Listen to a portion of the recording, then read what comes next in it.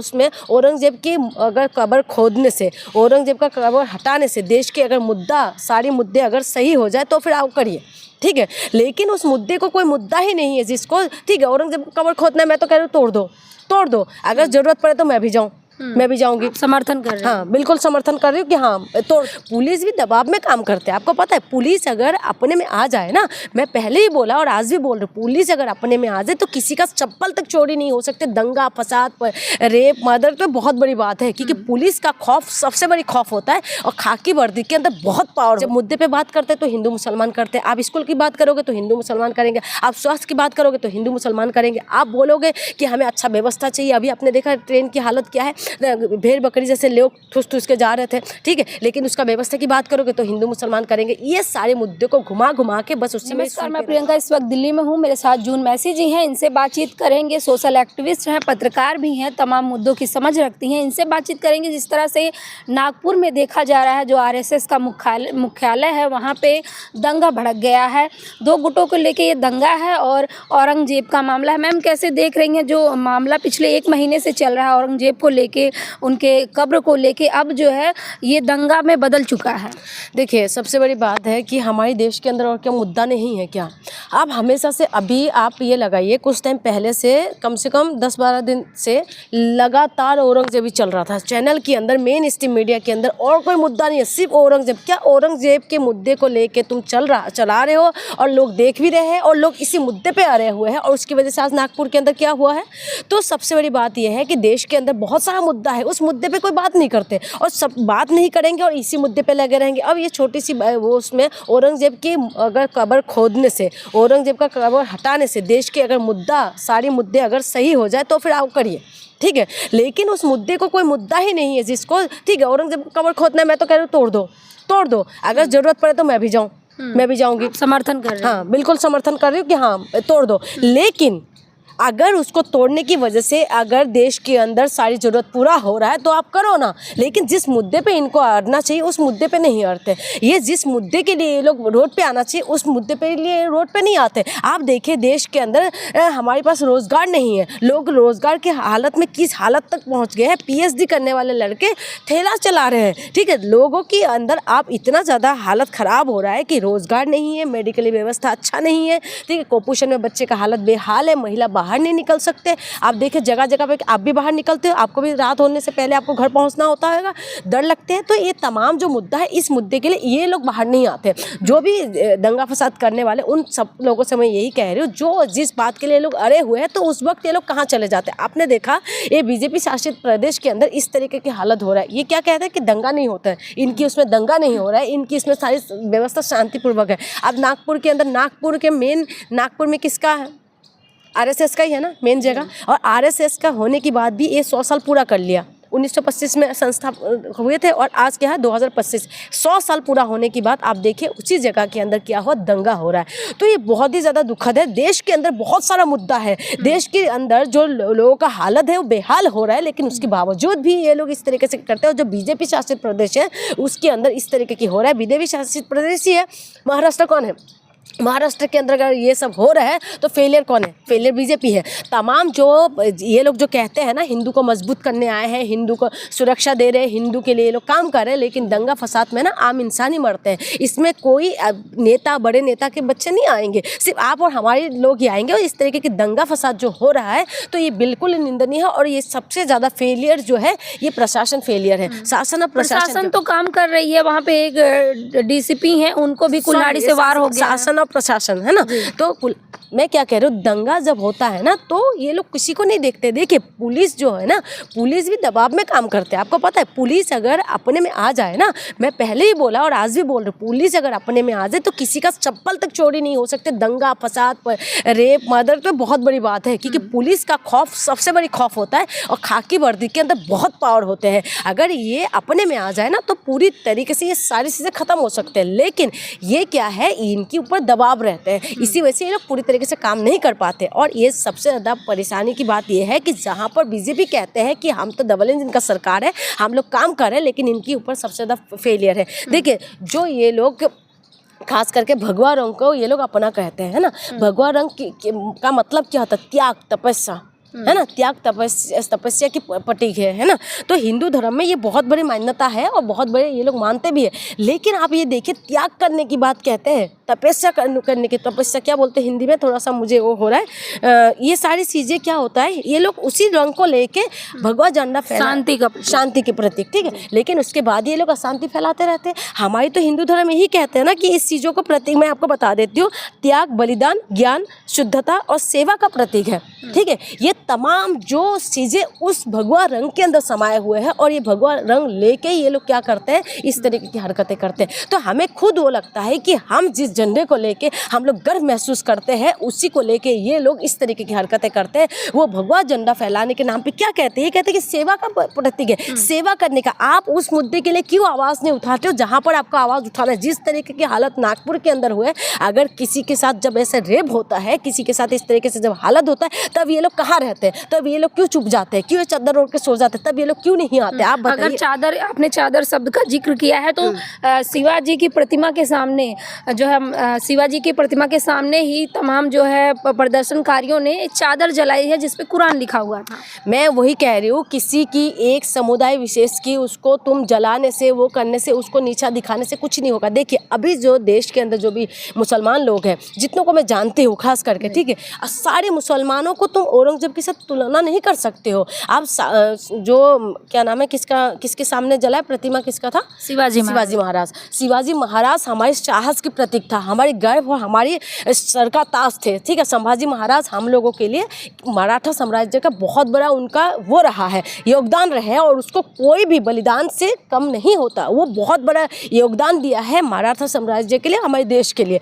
लेकिन वो भी नहीं चाहते थे इस तरीके से हालात हो, लेकिन इन्होंने ये सब चीज़ें करा है। ये लोग सिर्फ अपनी राजनीति चमकाने के लिए इस तरीके की हालत करते हैं। देखिए एक समुदाय विशेष के लिए, मैं बार बार अभी भी कह रही हूँ कि औरंगजेब का कवर अगर वो करने से, खोदने से तुम्हारी सारी पूरा हो जाए जरूरत, तो आप करिए, मैं भी जाऊंगी।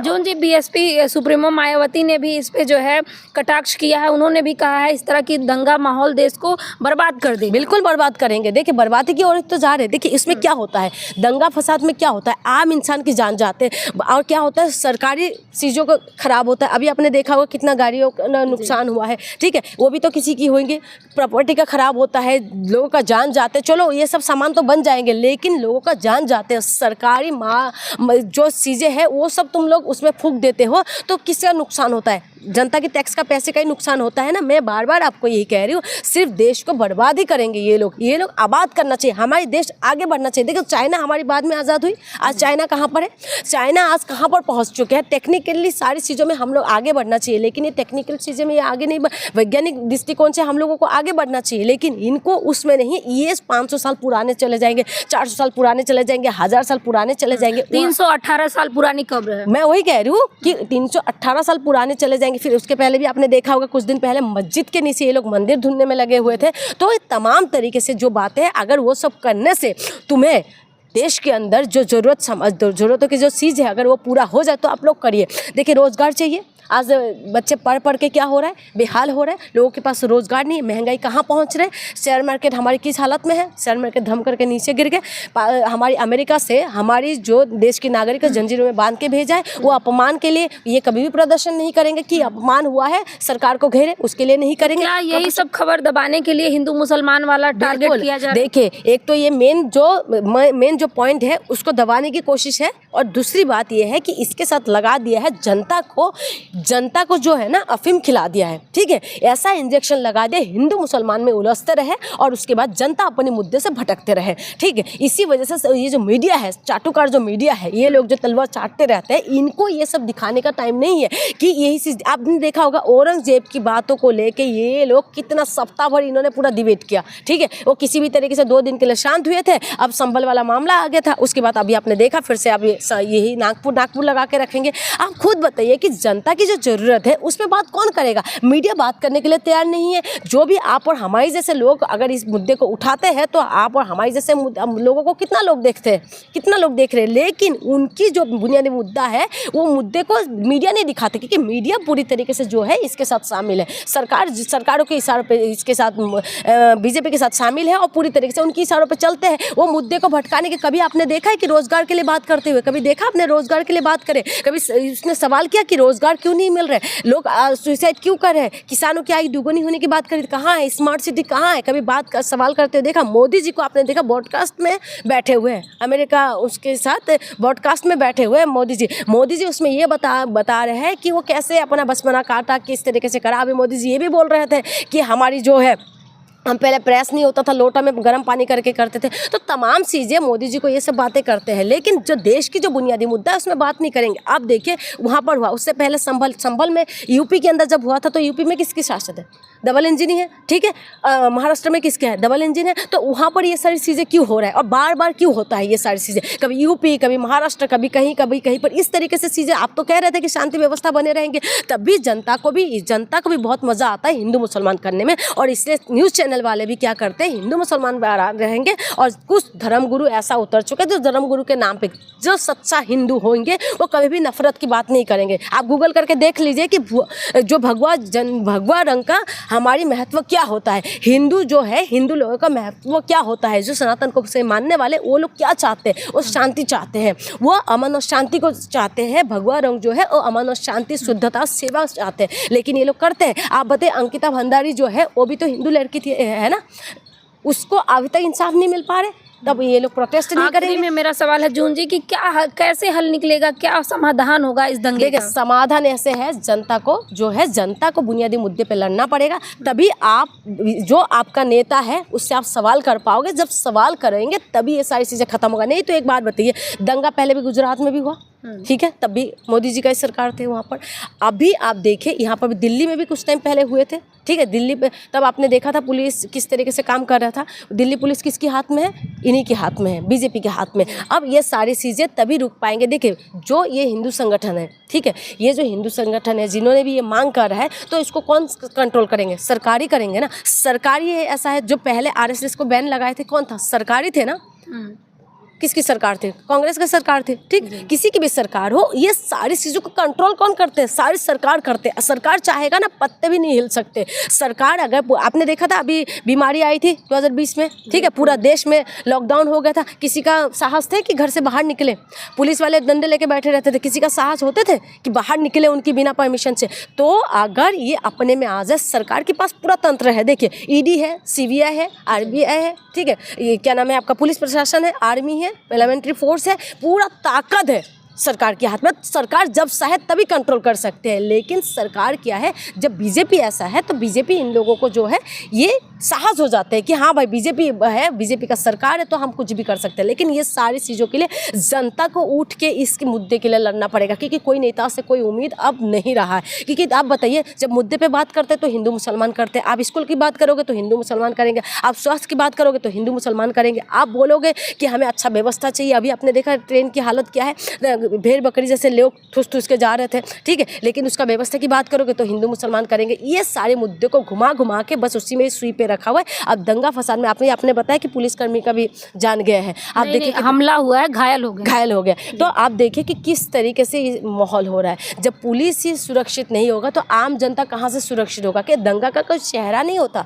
दंगे का जो होता है ना, उनका चेहरा नहीं होता। तो इसी वजह से इन सारी चीज़ों को कंट्रोल करेंगे सिर्फ और सिर्फ सरकार करेंगी। और जो बीजेपी शासित प्रदेश के अंदर इस तरीके से जब हालत होता है ना, तो बहुत ही ज़्यादा दुखद है कि इसमें सोचने वाली बात है कि क्या कुछ हो रहा है। जो बीजेपी कहते हैं हम डबल इंजन का सरकार है, हम फराटेदार तरीके से चलते हैं, लेकिन वही डबल इंजन की सरकार के अंदर जब इस तरीके की व्यवस्था होता है तो कोई जवाबदेही नहीं होता। अभी कुंभ के अंदर कितना लोगों का जान गया नहीं। ये लोग क्या कहते हैं, मुद्दे को घुमाते। दिल्ली में जो वह भागदौड़ हुए थे रेलवे स्टेशन में, तो ये लोग क्या कह रहे थे, कितना टाइम तो लिपापोती करने की कोशिश कर रहे थे, ये जिम्मेदारी नहीं लेते। अब दंगा वहाँ पर हुआ है, अब ये देखना होगा कि किस तरीके की ये लोग कह रहे हैं। क्योंकि मुझे ज़्यादा से यही लगता है कि जब से बीजेपी आया है ना, तब से आप समझ लीजिए कि लोगों को बस हिंदू मुसलमान के मुद्दे पर उलझा दिया है, बुनियादी मुद्दे से लोगों को दूर करे हैं। और मैं तो यही निवेदन करूँगी कि जहाँ पर भी हो आप लोग बस शांति व्यवस्था बना के रखें, क्योंकि सिर्फ और सिर्फ जान आम लोगों को जाएंगे, जान माल का नुकसान होगा, किसी का कुछ फ़ायदा नहीं होने वाला है। सिर्फ ऐसा मुद्दा जो आज 300-500 साल पुराना है उसको अगर खोदना है तो खोद दो, लेकिन उसकी वजह से अगर देश के अंदर बलात्कार रुक रहे हैं तो आप करिए, देश के अंदर अगर रोज़गार मिल रहा है तो आप करिए। तो ये सारी उलझुल मुद्दे पे लड़ के कोई फ़ायदा नहीं, देश के अंदर शांति व्यवस्था बने रहना चाहिए। शुक्रिया मैम बातचीत करने के लिए। धन्यवाद। तो देखिए जून मैडम का कहना है कि अगर शांति बहाली होती है, कब्र खोदने से अगर रोज़गार मिल जाता है, अगर महिलाओं बेटियों का रेप रुक जाता है तो आप बेशक कब्र खोदिए, लेकिन सिर्फ हिंदू मुसलमान करने के लिए, देश में दंगा भड़काने जैसे माहौल बनाने के लिए कतई ये मंजूर नहीं होगा। आपको क्या लगता है कमेंट बॉक्स में हमें अपनी प्रतिक्रिया जरूर दीजिएगा। धन्यवाद।